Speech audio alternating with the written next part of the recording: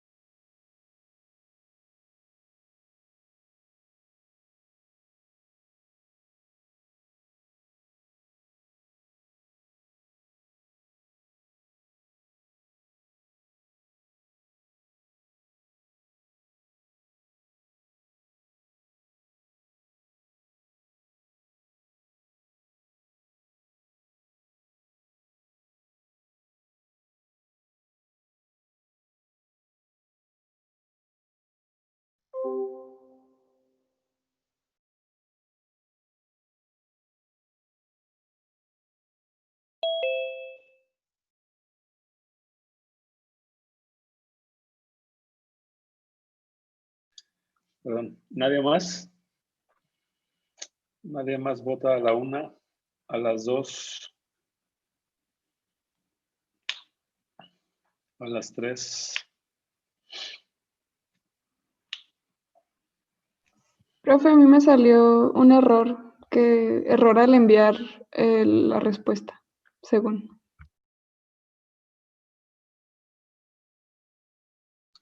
No pasa nada.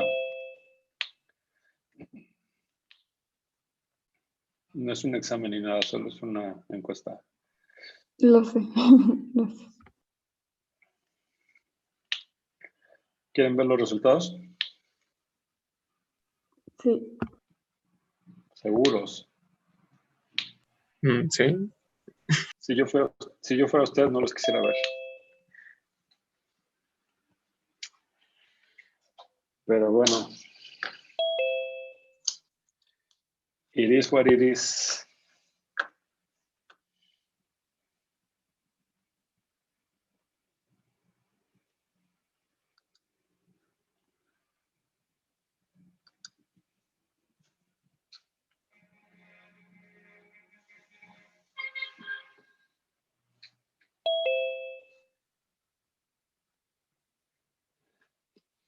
Si fuéramos una población, el 15% de nosotros no quisiera vacunarse. Esto es 15 de cada 100. Ese 15% toma aguas locas y no me pueden decir lo contrario. ¿Cómo? ¿Cómo, Daniela?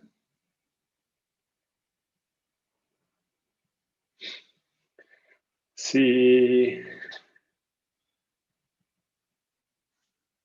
fuéramos una población, nosotros, el 6%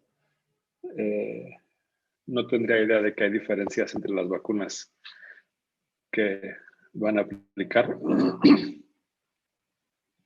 Y el 55% iría por la vacuna de Pfizer. Y 1%, 3% confiaría en la vacuna china, afortunadamente. Y la misma proporción que los rusos. Anyway, no sé qué pensar.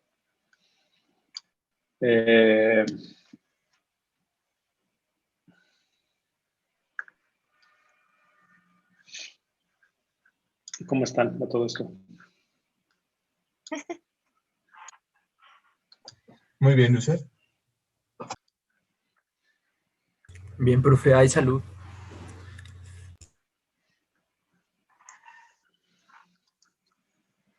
Afortunadamente.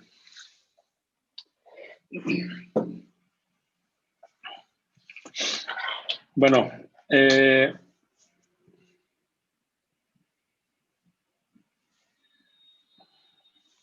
nos quedan 2 semanas de curso.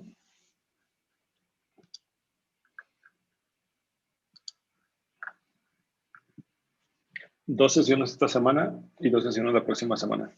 Esta semana me gustaría que termináramos la parte de inmunología propiamente. Y la próxima semana me gustaría que revisáramos esta parte que llaman biotecnología de la respuesta inmune, ¿no? Que no es otra cosa más que técnicas inmunológicas o técnicas de detección, ¿no? Con un fundamento inmunológico, que lo revisáramos brevemente. Y concluimos el curso.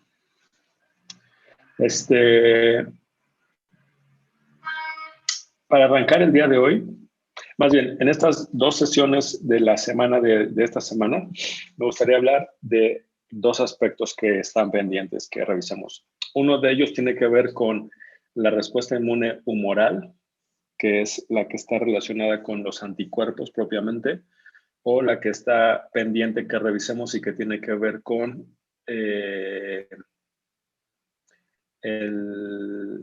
la activación de linfocitos B. Y en la sesión del día de hoy. Y en la sesión del jueves me gustaría que integráramos más o menos todo, ¿no? O sea, cómo está integrada otra vez, ya como con mayor conocimiento que tienen la respuesta inmune. Para ello me gustaría empezar recordando que la vez pasada, o las sesiones pasadas más bien, las clases pasadas, déjenme compartirles. Aquí están.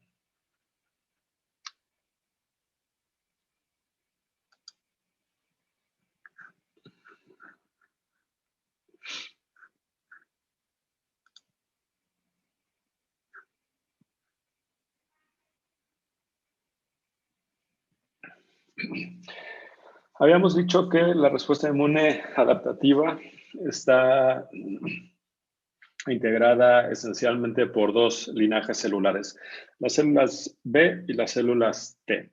Y de las células T habíamos hablado cómo es que estas células T se activan. Y entonces me gustaría iniciar solo la clase de hoy con este recordatorio en el que habíamos mencionado que las células T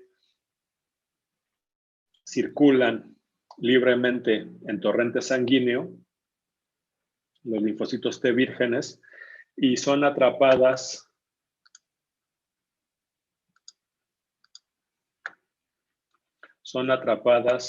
en los ganglios linfáticos una vez que encuentran a un antígeno con el cual el receptor de las células T hace match perfecto, por decirlo, ¿no? Y entonces permanecen en un estado de activación en los ganglios linfáticos o en el tejido, en los tejido linfático secundario, los órganos linfáticos secundarios. Y después de ello salen de este tejido con unas funciones que se llaman funciones efectoras. Y estas funciones efectoras, perdón, ahora mencionaré cuáles son. Por lo pronto voy a comentar algo más a detalle de este proceso de activación. Lo habíamos revisado ya también.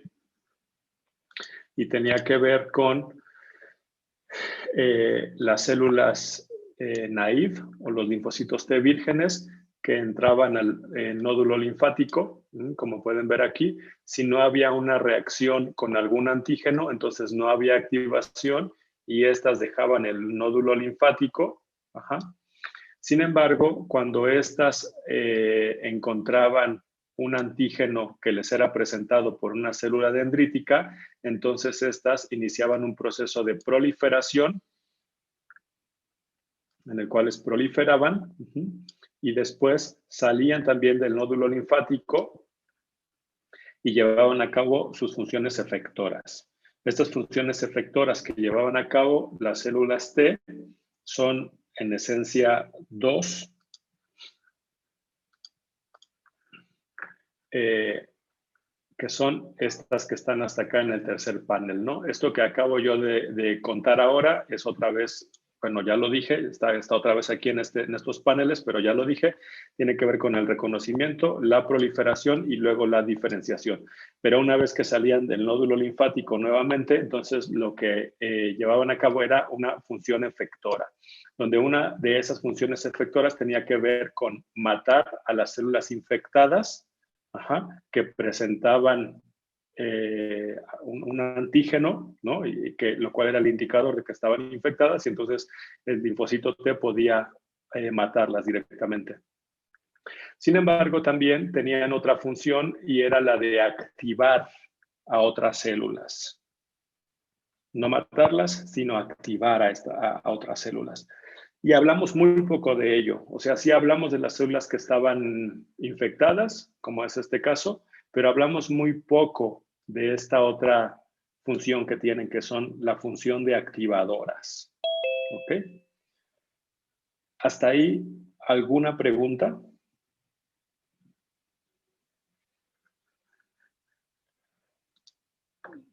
Solo estoy recordando lo que dijimos el año pasado. ¿Por qué estoy recordando lo que dijimos el año pasado? Porque una de estas funciones, que es la función de activación, es algo de lo que revisaremos el día de hoy. Bueno. Con ello puedo entrar entonces. Ay, aquí me equivoqué, perdón. No es lección 12, es la 13. En esta lección 13 me gustaría hablar, como ya lo dije, de la respuesta inmune humoral, y en particular me gustaría que revisáramos en la clase de hoy 3 aspectos básicos generales. Uno de ellos tiene que ver con la activación de las células B propiamente. Otro tiene que ver con la distribución y función de los diversos tipos de inmunoglobulinas. Y el tercero tiene que ver con la destrucción de los patógenos mediada por los anticuerpos que producen las células B, como ya lo pueden sospechar. ¿Sale? Bueno.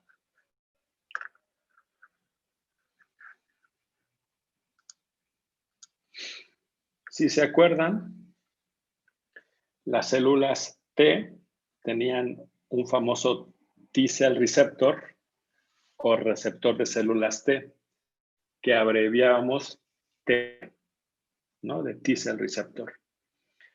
Las células B tienen algo similar. ¿Cómo se llama ese similar en las células B?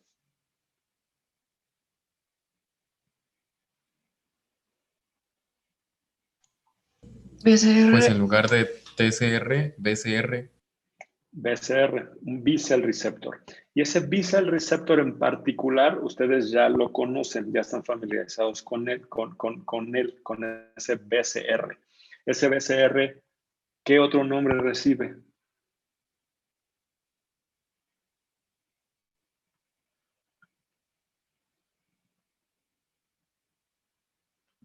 Inmunoglobulina. Inmunoglobulina nada más y nada menos. Ajá, es una inmunoglobulina, y estas inmunoglobulinas pueden ser receptores o pueden ser también anticuerpos. Secretadas. ¿Sale? Pueden ser secretadas y entonces se les llama anticuerpos. Bueno, y hace ya varias sesiones comentamos sobre para qué sirven los anticuerpos, y entonces vamos a recordar para qué sirven esos anticuerpos que producen las células B, ¿sale? Esos anticuerpos habíamos comentado que sirven para neutralizar, ¿no? Para unirse a una toxina y neutralizarla, por ejemplo, o sea, impedir que funcione, impedir que sea tóxica. Sirven también para llevar a cabo un proceso que se llama de opsonización, en el que los anticuerpos se unen a un patógeno y sirven como intermediarios para que un macrófago pueda fagocitar a ese patógeno, por ejemplo.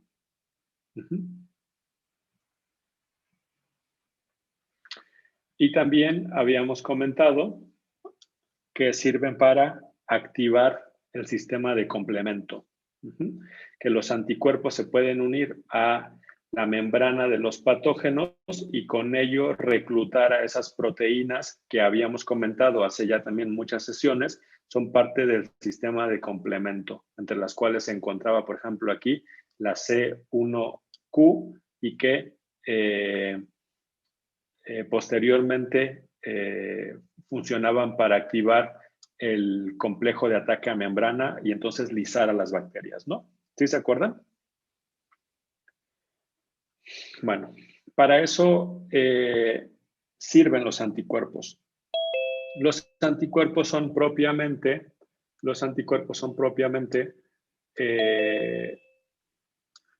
parte de la respuesta inmune humoral.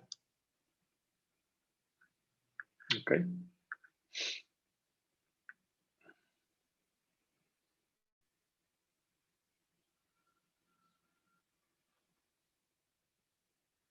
Y entonces aquí me gustaría hacer un símil entre lo que conocen ya ustedes y lo que todavía no conocen.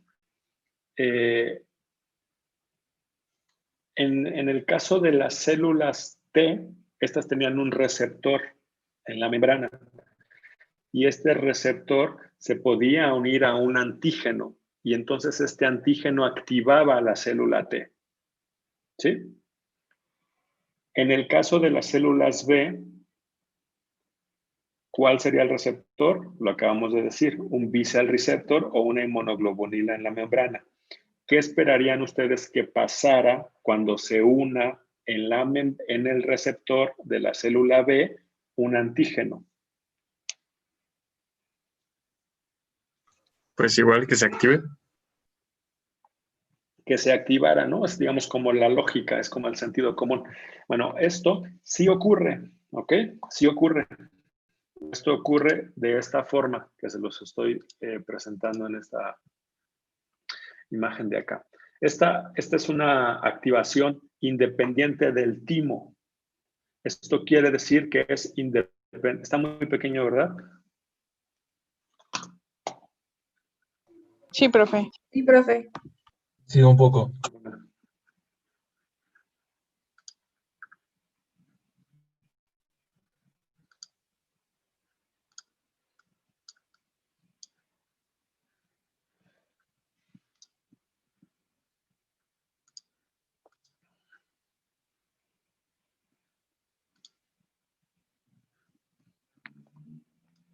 Bueno, esto ocurre, aquí como ustedes quizá ya lo conocen y lo recuerdan, tiene que ver con que se una un antígeno al receptor y entonces haya una cascada de activación, una cascada de señalización que activa a factores de transcripción. Y entonces se activa la célula B. Por acá de este lado, también se podría activar al linfocito B cuando se unen a los Toll-like receptors, que eran estas proteínas de membrana que reconocen patrones, en este caso están reconociendo a lipopolisacáridos, y entonces se activarían también activando la transcripción para que se active ese linfocito B. Ahora, no me meteré demasiado en esto porque la realidad es que el linfocito B no es mayoritariamente activado por la unión antígenos, ¿ok? Sin embargo, sí es mayormente activado por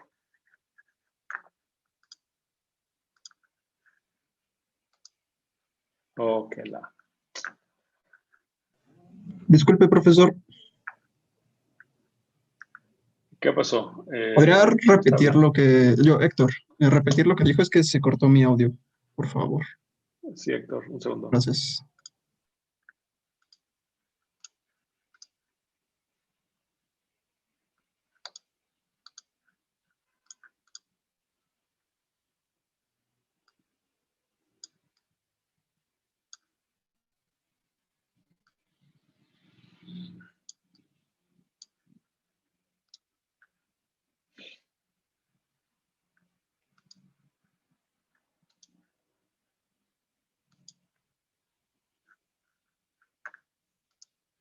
Lo que acabo de decir es que hay dos tipos de activación de las células B. Uno que depende del timo y otro que depende de... Uno que depende del timo y otro que es independiente del timo. El que es independiente del timo es este que les estoy poniendo aquí, en el que los antígenos se unen directamente, a los receptores en la membrana y entonces activan una cadena de señalización que resulta últimamente en la activación de factores de transcripción para la activación del linfocito. Pero también se pueden activar indirectamente cuando se unen a los Toll-like receptors o los TLR lipopolisacáridos, por ejemplo, ¿no? Que también activan una cascada de señalización, esta que está acá, y resultan en la activación de factores de transcripción. ¿Sale? Eso no ocurre mayormente. Lo que ocurre mayormente es lo que les voy a presentar en esta otra diapositiva.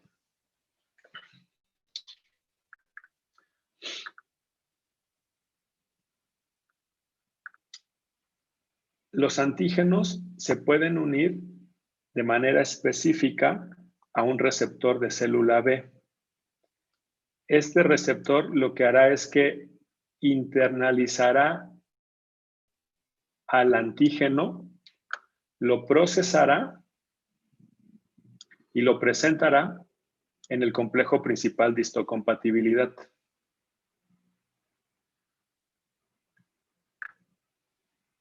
Cuando lo presente en el complejo principal de histocompatibilidad, este podrá ser presentado a una célula T. Y esta célula T,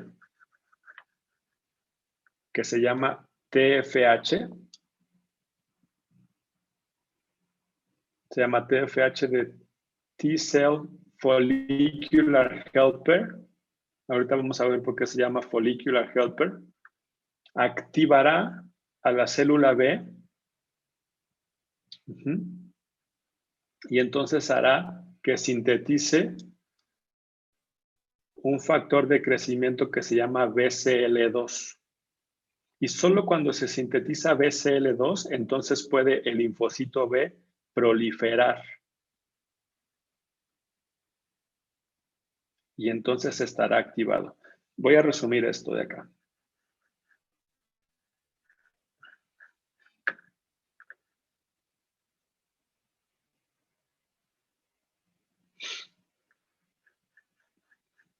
¿Sí se acuerdan que la activación consistía en la proliferación? Cuando una célula es un linfocito T virgen o un linfocito B virgen, son eso, vírgenes, no están proliferando, solamente están a la espera.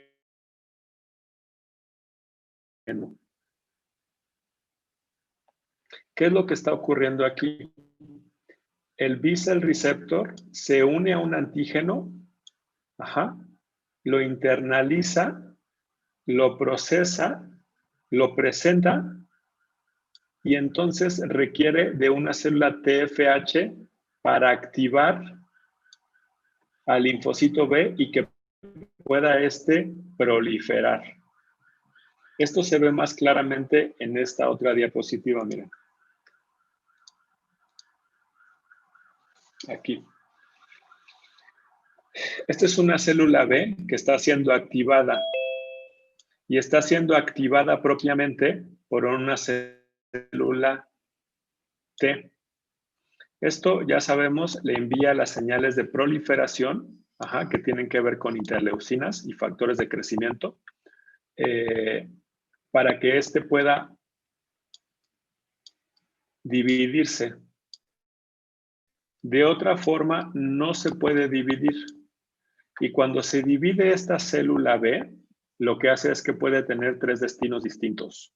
Uno de ellos es convertirse en una célula B de un centro germinal, convertirse en una célula, en español se llaman, es que no se llama plasmática,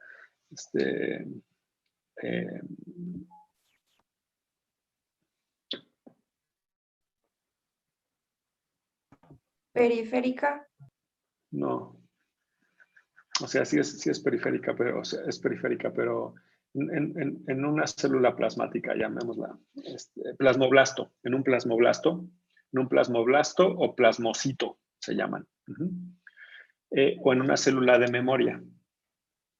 Entonces, vean aquí lo que está ocurriendo, solo aquí en este esquemita. Las células B son activadas, la célula B es activada para que pueda proliferar. Y solo cuando puede proliferar, solo cuando prolifera, puede adquirir el destino en el que se convierte en una célula que puede secretar anticuerpos.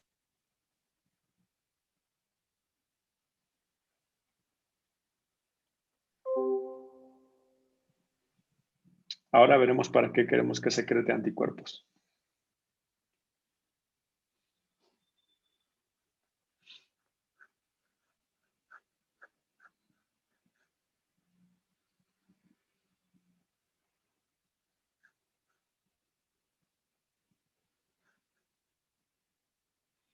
¿Alguien tiene una pregunta hasta aquí?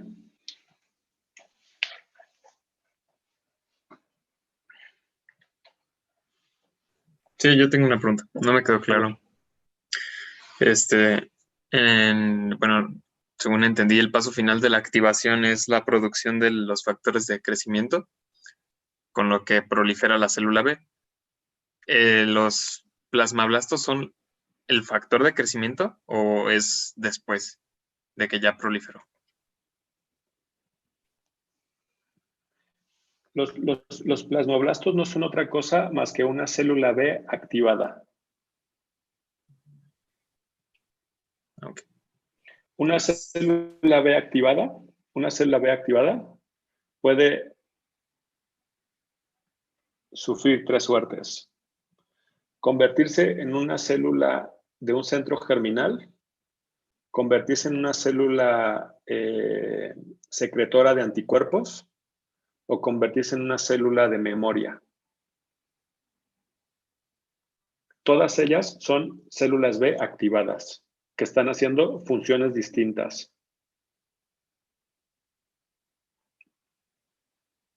La activación propiamente consiste en el encendido del factor de crecimiento.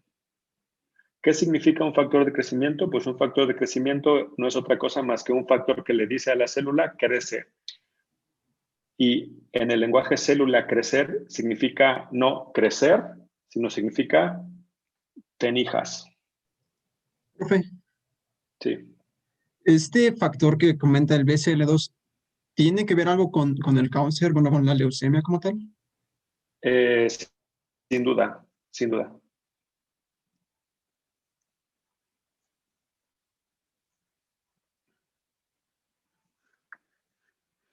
Bueno, ahora,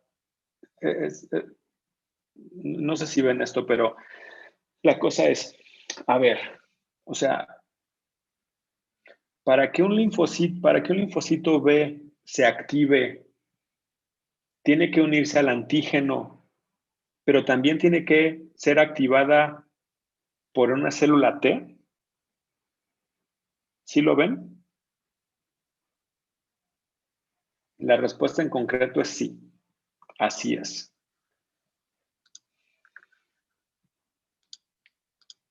Mira.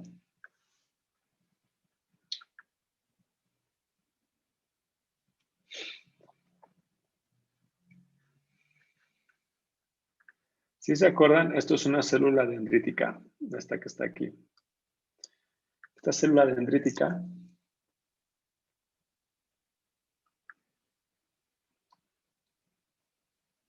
le presenta un antígeno a la célula T. Esta célula T es específica para este antígeno que les he presentado nada más, ¿sale?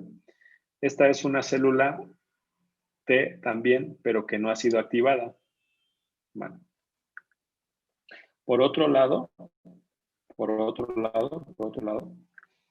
una célula B puede internalizar a un virus completo, procesarlo y presentar en el complejo principal de histocompatibilidad los antígenos.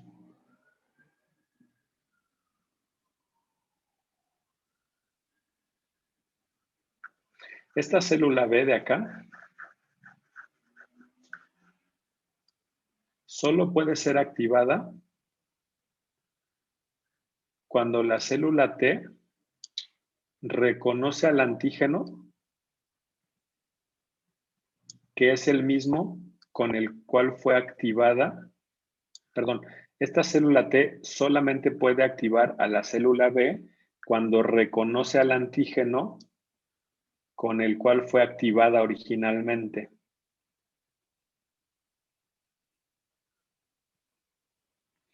¿Cuántos antígenos puede presentar la célula B después de fagocitar a el virus?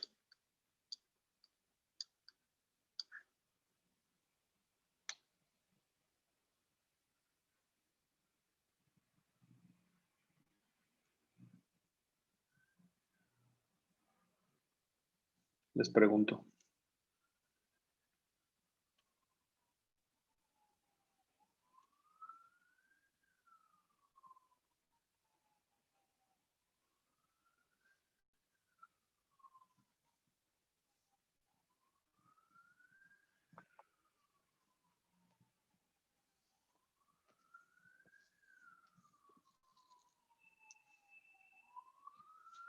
Pregunta.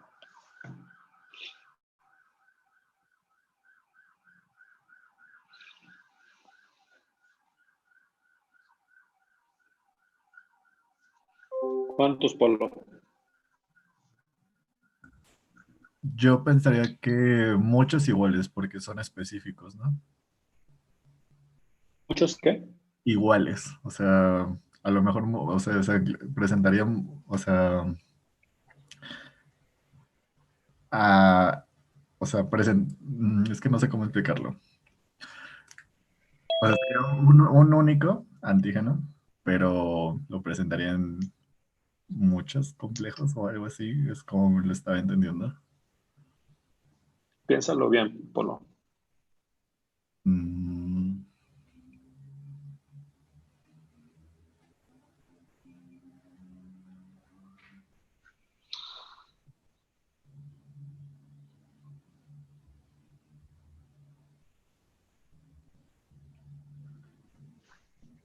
Solo, bueno, sí, yo me quedaré con eso, que solo es uno, porque es específico del virus que él hizo.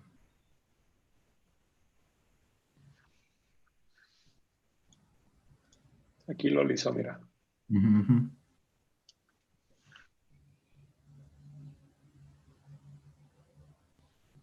Y solo es uno.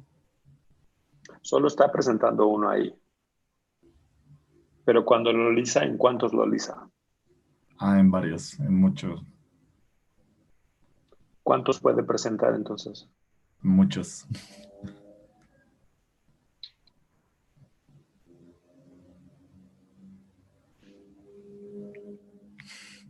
No sé si está siendo como capciosa la pregunta. No, lo que quiero es que razonemos todos sobre este asunto, miren. O sea,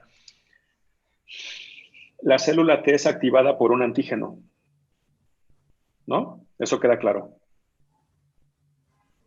Pero la célula B, yo les estoy diciendo, la célula B solo puede ser activada por una célula T. Y esta célula T,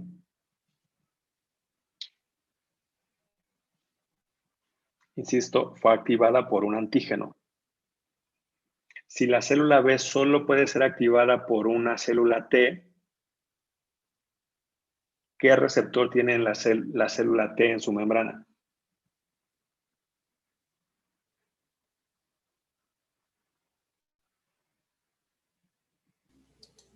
Un MHC.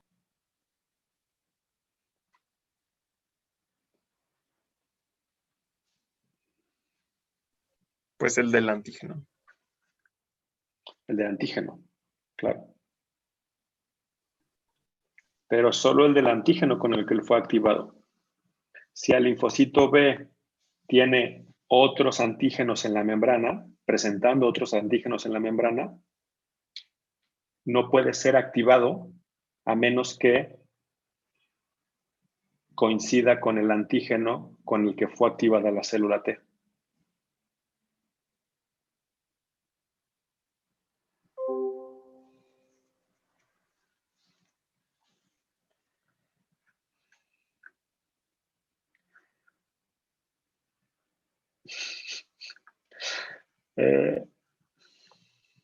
Never mind. Ah, espera, profesor, entonces ya no entendí la respuesta. ¿Sí se puede o no se puede? O sea, ¿sí presenta diferentes o solo el mismo? Del patógeno que, en este caso el virus que fagocitó. Ahí voy.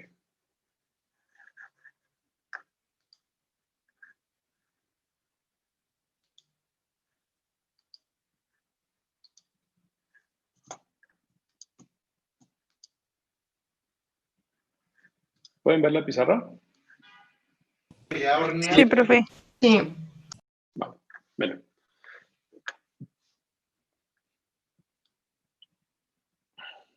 Esto es un intento de célula dendrítica, ¿sale? Esta célula dendrítica presenta, Se ve la pizarra, pero no se ve lo que está dibujando. y ahí, Ya.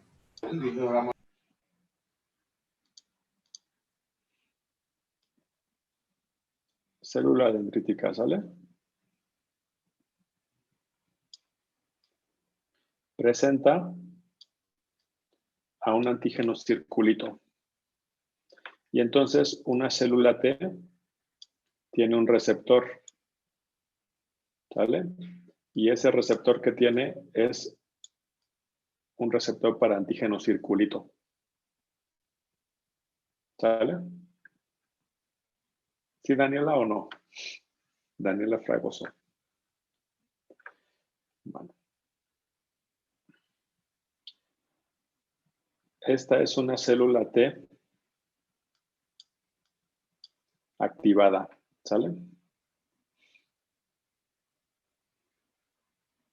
Yo les estoy diciendo. Esta es una célula B. Esa célula B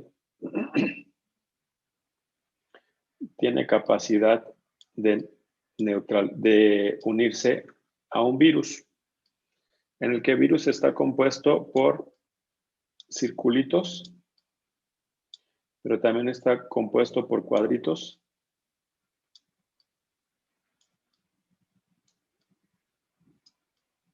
y, por si fuera poco, está compuesto por triangulitos.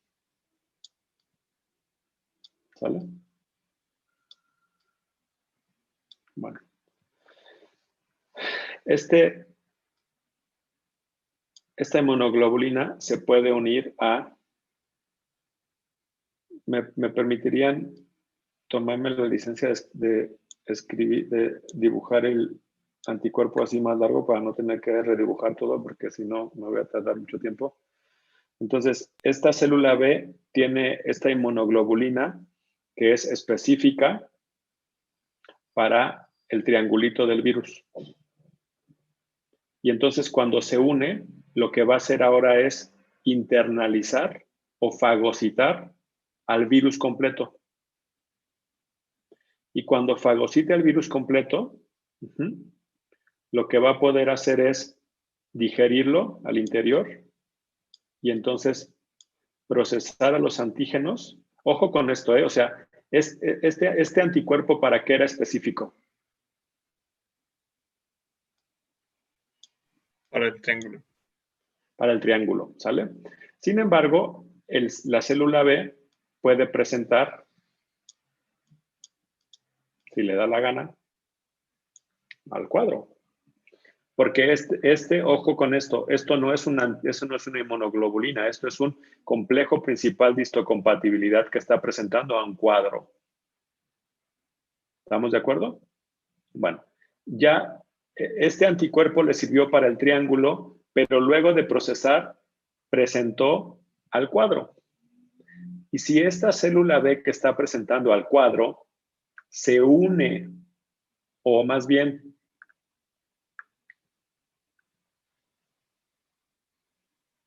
vamos a entrar en contacto con el linfocito T, que tiene los receptores del círculo,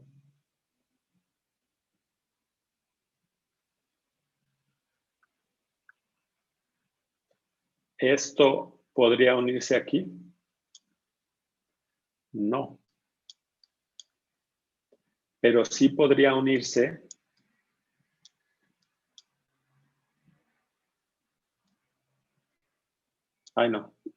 no podría unirse cuando tiene el triángulo, pero sí podría unirse cuando presenta al círculo. ¿Sí lo ven?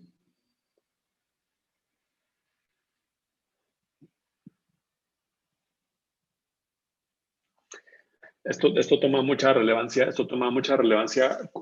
cuando después, no en este curso porque escapa este curso, pero cuando revisamos o cuando revisan los aspectos de vacunas.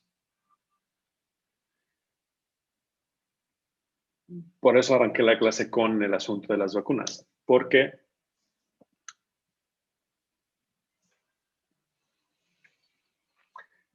si solo está presente una parte del virus, solo se puede activar el linfocito B que produce anticuerpos contra eso con lo que se inoculó o eso con lo que se vacunó.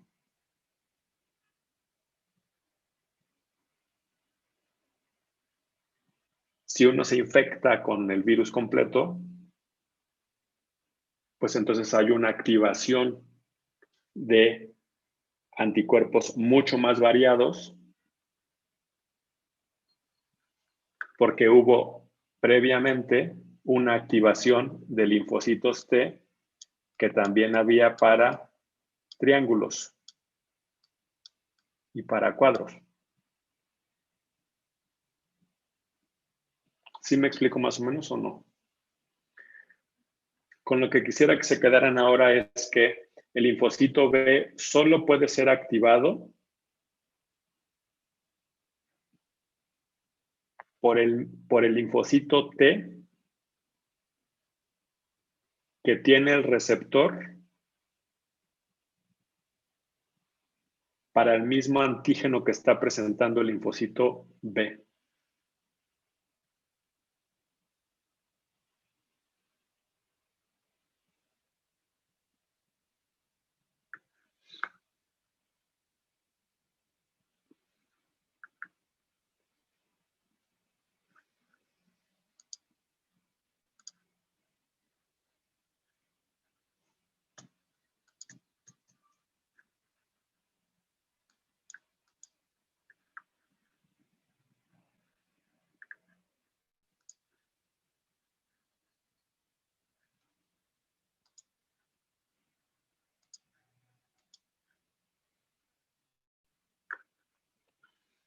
Bueno, ¿preguntas? Ok.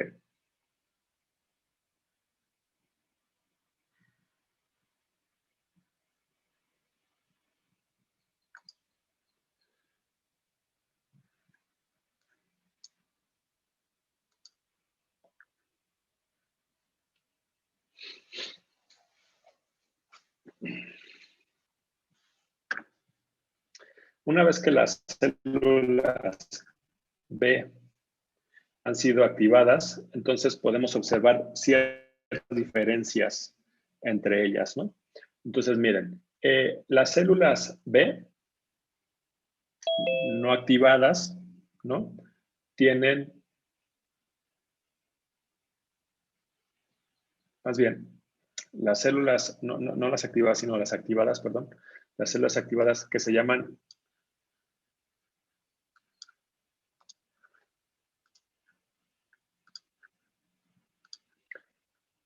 resting B cells tienen una gran cantidad de Ig en la superficie. Y los plasmoblastos tienen una alta cantidad de Ig en la membrana también, en la superficie. Pero las células plasmáticas no. ¿Cuál es la diferencia entonces, digamos, entre estas dos y esta de acá? Que esta de acá está secretando ya los anticuerpos, mientras que estas los están produciendo y los mantienen todavía en la superficie de la célula. ¿Ok? Hay un par de cosas que quisiera hablar ahora y que tienen que ver con estas cosas que dicen acá. El crecimiento, las hipermutaciones somáticas y el cambio de clase. Para hablar de ello, me gustaría mostrarles esta imagen de acá. Esto que ven ustedes aquí es una IgM. Y entonces de aquí hay que aprender una cosa, que las primeras inmunoglobulinas que secretan las células B una vez que están activadas son IgMs.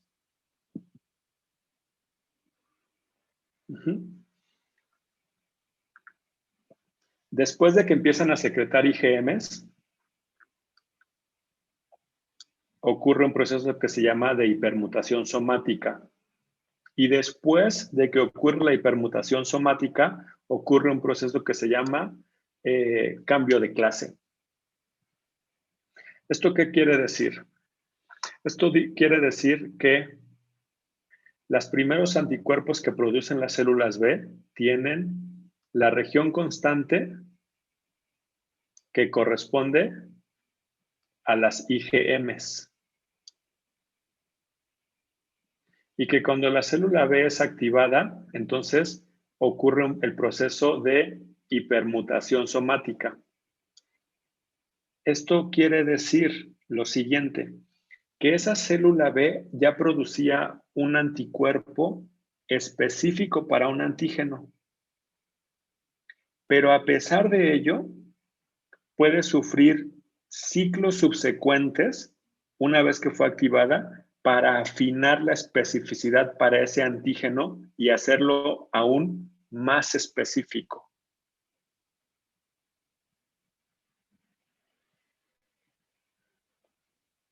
Después de que ha hecho al anticuerpo aún más específico para el antígeno, entonces puede cambiar el tipo de anticuerpo que produce y deja de ser IgM y lo puede convertir en IgG o en IgE o en IgD o en IgA. El mismo linfocito B. No hay un linfocito B que produce IgMs, ni un linfocito B que produce IgS, ni un linfocito que solo produce IgGs. Estos aparecen dependiendo de la evolución en la activación del linfocito. Les voy a hablar primero de la hipermutación somática. La hipermutación somática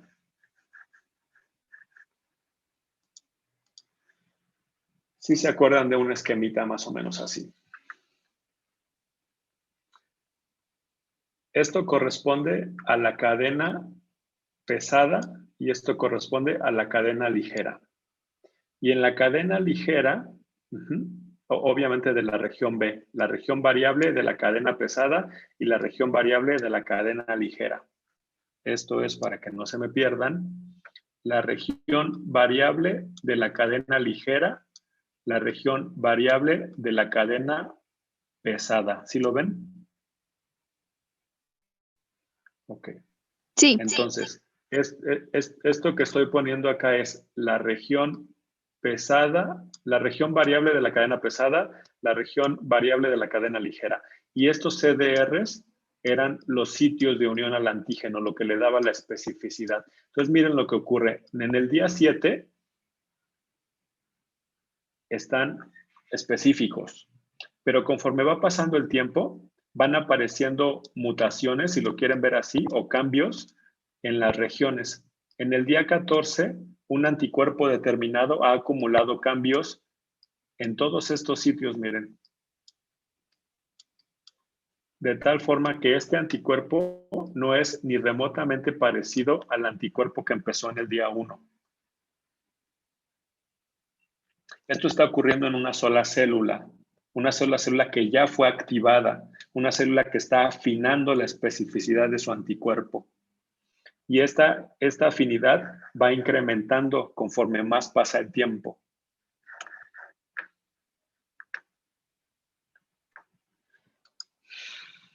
Esto ocurre en unas zonas que se llaman zonas obscuras.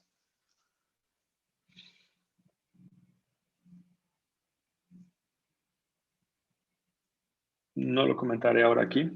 Con lo que quiero que se queden es con eso, o sea que va habiendo cambio en lo que era la región variable, va siendo ahora más variable, de tal forma que va siendo más específica para un antígeno en particular.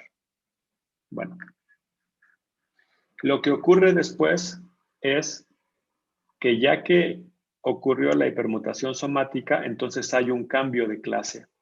Y entonces las cadenas constantes, las regiones constantes, son cambiadas. Y esto pasa de ser una IgM, por ejemplo, a convertirse en una IgG. Aquí era también una IgM, por ejemplo. Y entonces aquí no están puestas estas rayitas, pero estas rayitas tendrían que estar puestas aquí, las rayitas negras. Estos dos anticuerpos son de clases distintas. Este es una IgM y este es un IgG. Tienen funciones distintas, pero los dos se unen al mismo antígeno con la misma especificidad.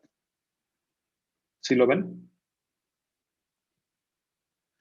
¿Por qué es importante esto?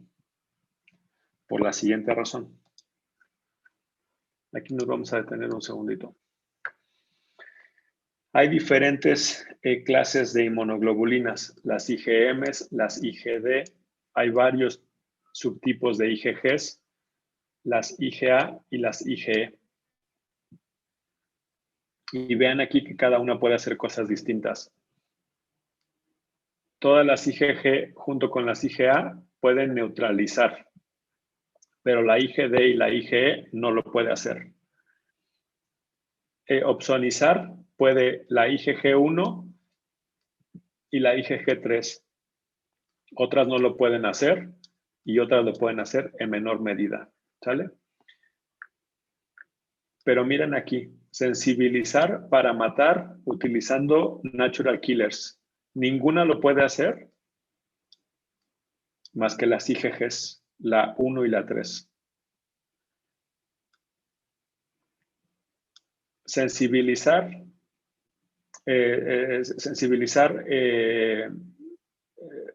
mastocitos, solo la IgE lo puede hacer. Y activar el sistema de complemento.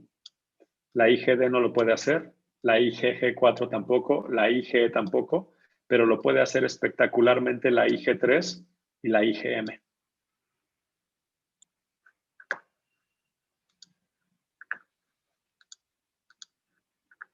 Profesor, yo tengo una duda. Dime. Entiendo que va a cambiar, pero ¿cómo, o sea, qué depende a qué va a cambiar, a qué tipo de inmunoglobulina? ¿Va a depender del antígeno? No, va a depender de la célula B y va a depender de la localización. Fíjate ahora, a ver si esto responde la pregunta. ¿Dónde se encuentran o dónde están distribuidas las inmunoglobulinas?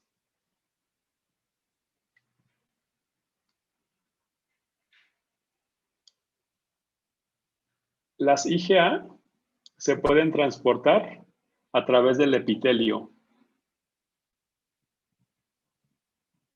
Entonces, las células B que están por debajo del epitelio producirán mayormente IgAs.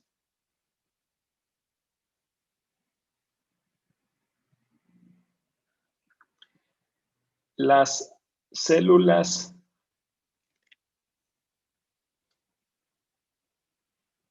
o las células que producen IgGs que pueden difundir a sitios extravasculares van a producir mayormente IgGs.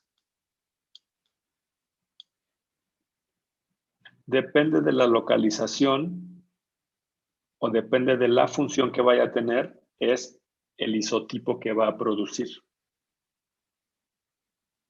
Ahora, Ok.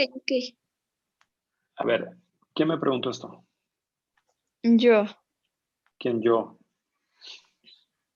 González Estrella. No, nada más dime tu nombre. Es que tengo muchas pantallitas, entonces cuando alguien me habla, no sé cuál de todas las pantallitas me está hablando. Rosangélica. Ok, Rosa. Mira, fíjate bien, ¿eh? En este caso de acá,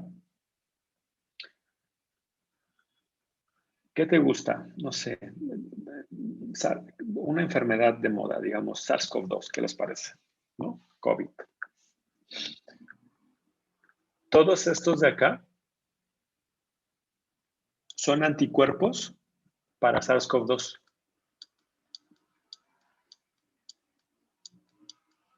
Todos.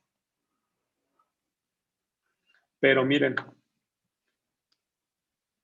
para SARS-CoV-2 hay en la sangre 1 miligramo por mililitro de IgG3. Pero de IgE hay 3 por 10 a la menos 5.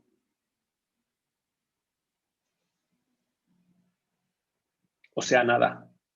Y no nos da tiempo de revisarlo súper a detalle. Pero pregúntenme dónde están las IgEs. ¿Dónde están las IgE? En la piel, digamos. ¿Tiene sentido? Muchísimo sentido, porque la piel no es el mecanismo de entrada del virus, ¿saben? Ni de muchos virus en general. Pero vean esto.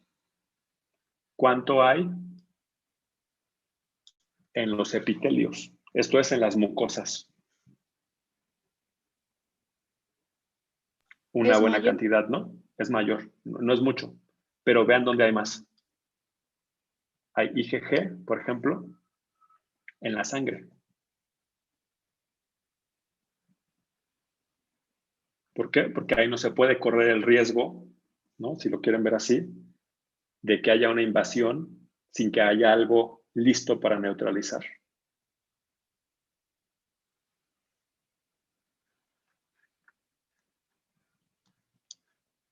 Les voy a enseñar esta figurita. Miren, IgGs hay en absolutamente todo el cuerpo. IgMs hay en el músculo cardíaco. IgA hay en todas las mucosas, miren, todo el epitelio. ¿Ya vieron? En los pulmones, en el intestino. Y las IgEs, ¿dónde les dije? En todas las superficies, por ejemplo. Toda la piel, si lo quieren ver así. ¿Ya lo vieron?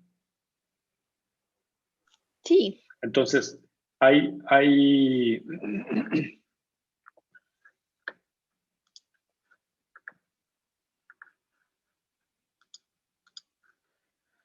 esta es una IgA, por ejemplo, ¿no?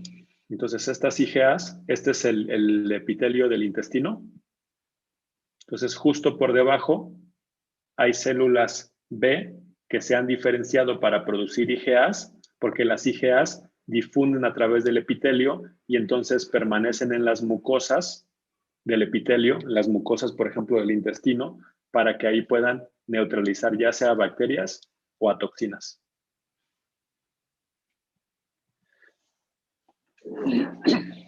¿Cuál es el mensaje principal de aquí? A ver, El mensaje principal es el siguiente. Las células B no pueden ser activadas solo por encontrarse con el antígeno. Las células B requieren de la ayuda de una célula T para poder activarse. Una vez que se activan las células B, estas células B se convierten en células que producen anticuerpos. Y estas células B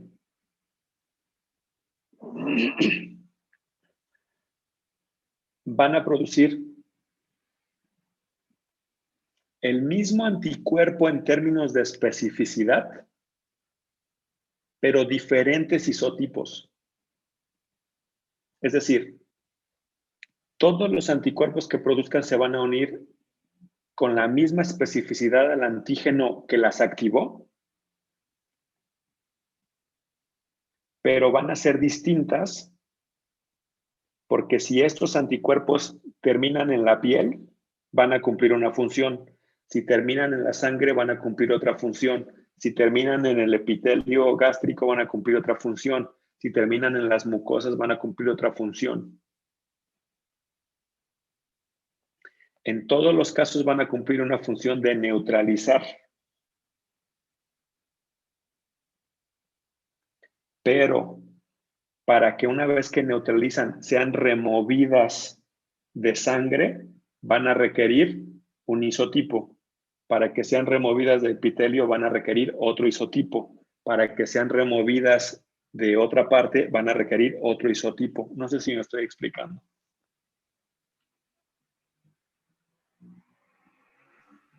Eso no queda muy claro.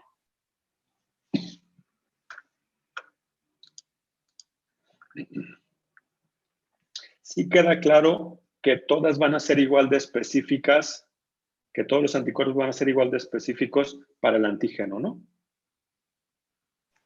Sí, Pero que se puede tener una IgM específica para el antígeno A, una IgD específica para el antígeno A, una IgG específica para el antígeno A, una IgE específica para el mismo antígeno A. ¿Sí? sí. Bueno. La pregunta es ¿por qué?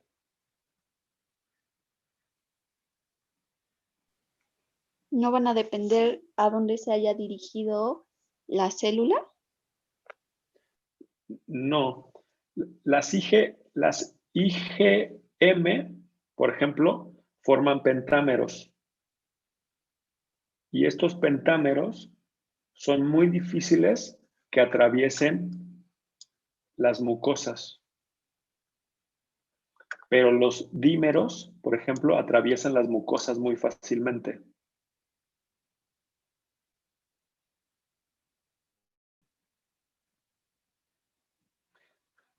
A ver si tiene sentido esto de acá. Mira.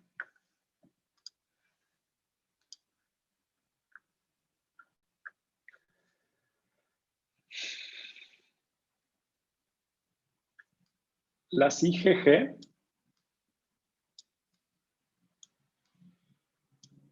van a tener receptores. Voy a poner un ejemplo. A ver.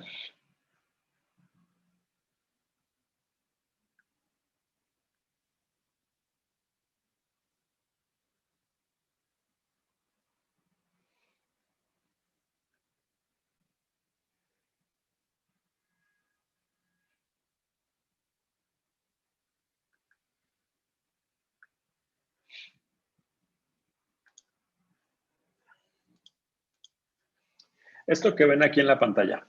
Esto que ven aquí en la pantalla. Esto de aquí es una larva de un parásito.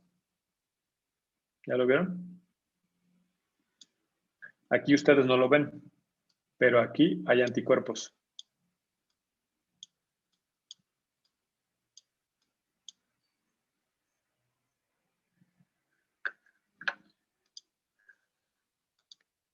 Profesor, sobre los anticuerpos me quedé con una duda. si la célula B puede presentar triángulos, cuadrados y círculos, ¿puede presentarlos todos al mismo momento? Sin duda, O sin duda, sin duda.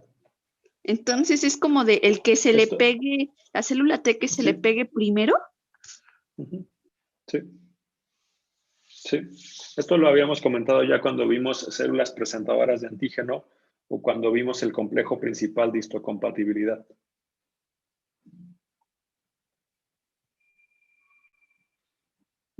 Y gracias. Fíjense bien lo que quiero comentar ahora. Ya sé que les mostré el parásito pero es que creo que el ejemplo es más fácil si lo hago a partir de este. Esto es una bacteria, ¿sale? Esta bacteria puede ser opsonizada cuando se le pegan anticuerpos que son específicos para algunas proteínas que tienen la membrana.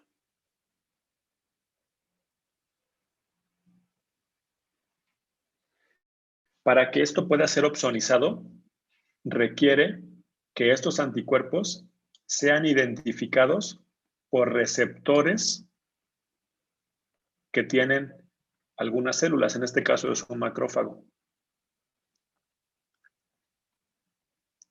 Este receptor del macrófago se une a la fracción cristalizable del anticuerpo y entonces puede opsonizarlo y fagocitarlo últimamente. Fíjense qué pasa, o sea, solo por poner un ejemplo, si hubiera una bacteria que tiene, aquí le voy a poner un nombre, bueno, este es un IgG, ¿sale? Pero si aquí hubiera un anticuerpo en la bacteria, pero este anticuerpo es un IgM, aunque este anticuerpo se puede unir aquí, el macrófago, esta es la bacteria, el macrófago no podría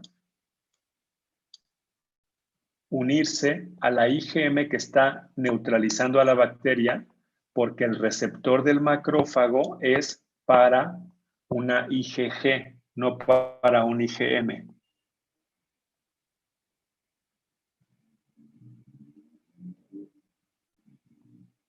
¿Sí queda claro eso? Sí, profesor. A ver, entonces, en este caso es muy claro con la bacteria esta.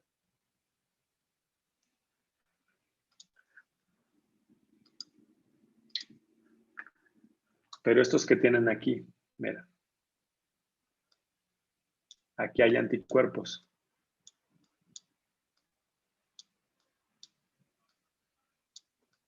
¿Sale?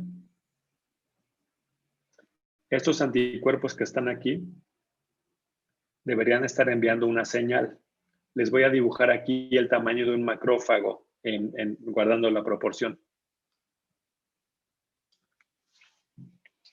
¿Cómo le va a hacer ese macrófago para comerse a ese parásito que está ahí?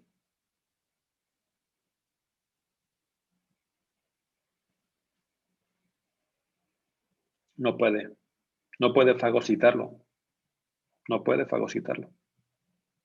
Entonces no va a ir por ahí el camino. Entonces lo que va a haber aquí no es, digamos, IgG.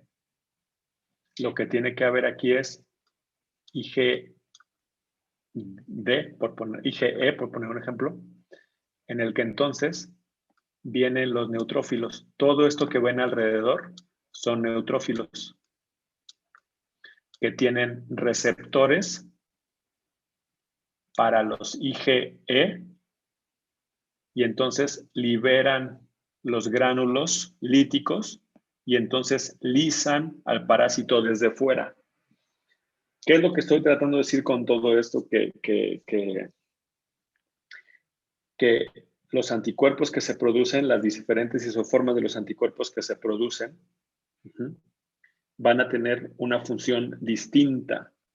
Y para activar esa función distinta, requieren la presencia de estas clases o isoformas que los hacen diferentes, pero que se unen todos a los mismos antígenos con la misma especificidad.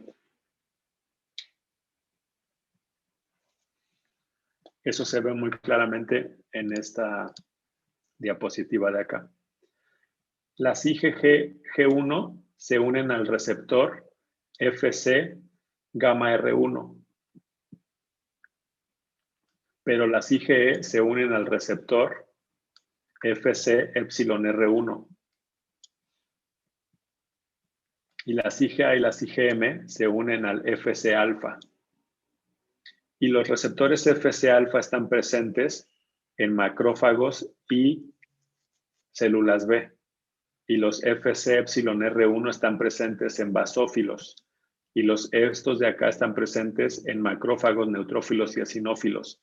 Y entonces estos, cuando los anticuerpos se unen al receptor que está presente en estas células, entonces desencadenan este efecto. Liberar gránulos, inhibir la estimulación,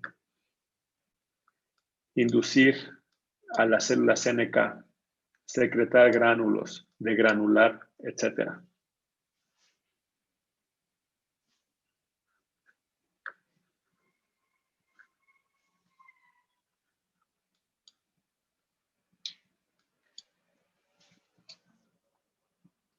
¿Preguntas?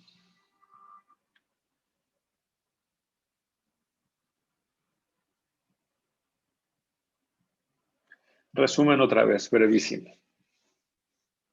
Las células B son activadas por los linfocitos T.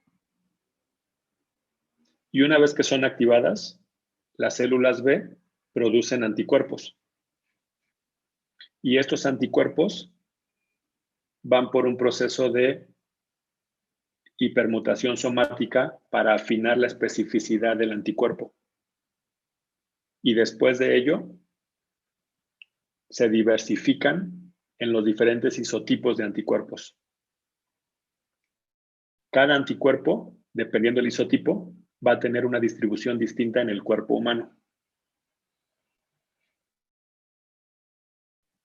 Y dependiendo de la distribución del cuerpo humano, cuando el anticuerpo se una a un patógeno o a una toxina, el mecanismo de eliminación de ese patógeno anticuerpo va a ser distinto porque en esos tejidos hay diferentes células para eliminarlos. ¿Sí? Sí, profesor.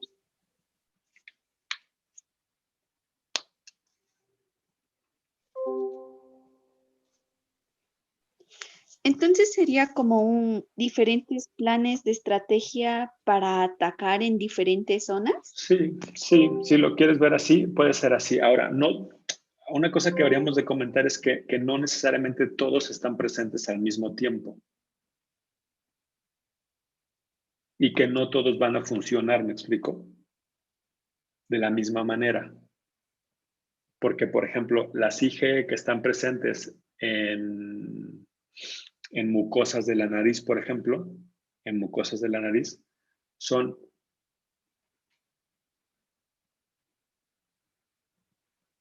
cuando se unen los anticuerpos a una toxina o a un patógeno o a un alérgeno, por ejemplo, ¿no? Alérgeno es la palabra clave quizá aquí. Cuando se unen a un alérgeno, pues entonces la respuesta es estornudar. Estornudar, estornudar, estornudar, estornudar, estornudar, estornudar.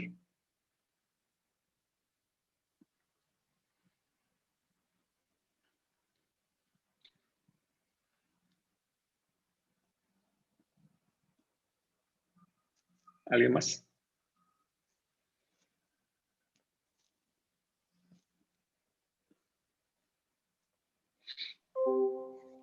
Bueno, si no hay nada más, los dejo acá y los veo el jueves. Gracias, profesor. Gracias, profe. Buenas tardes. Cuídese. Hola, profe, gracias. Chao. Gracias, profe. Hasta luego. Hasta luego, profe. Gracias. Hasta luego, profesor.